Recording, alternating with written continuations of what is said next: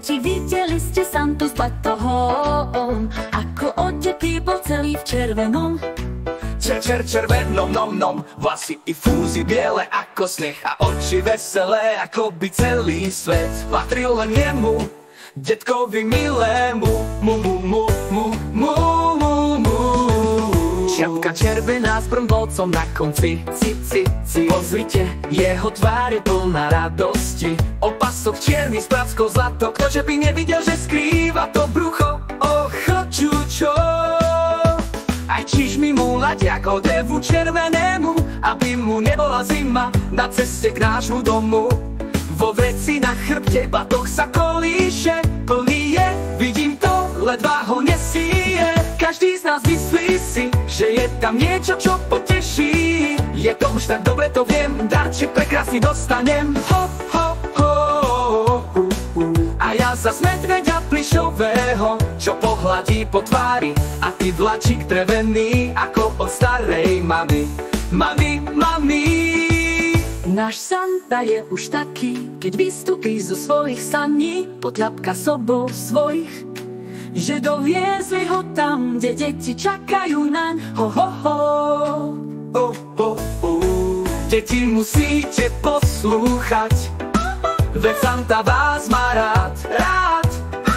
A nezabudne na to, jak potešiť vás za to.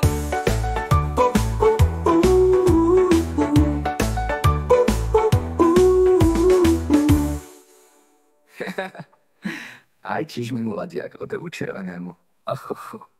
Aj čižmy mu ladia k odevu červenému, aby mu nebola zima na ceste k nášmu domu. Vo vreci na chrbte batoh sa kolíše, plný je, vidím to, ledva ho nesíje.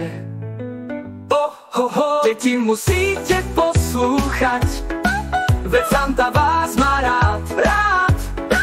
A nezabudne na to, jak potešiť vás za to.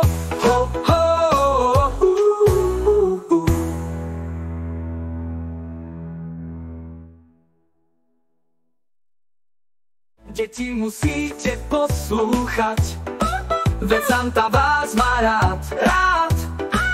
A nezabudne na to, jak potešiť vás za to.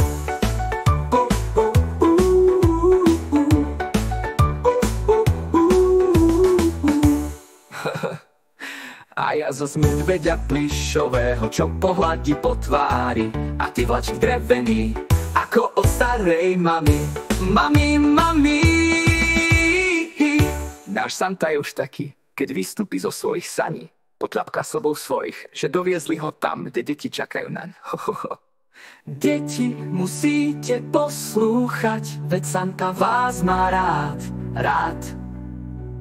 A nezabudne na to, jak potešiť vás za to.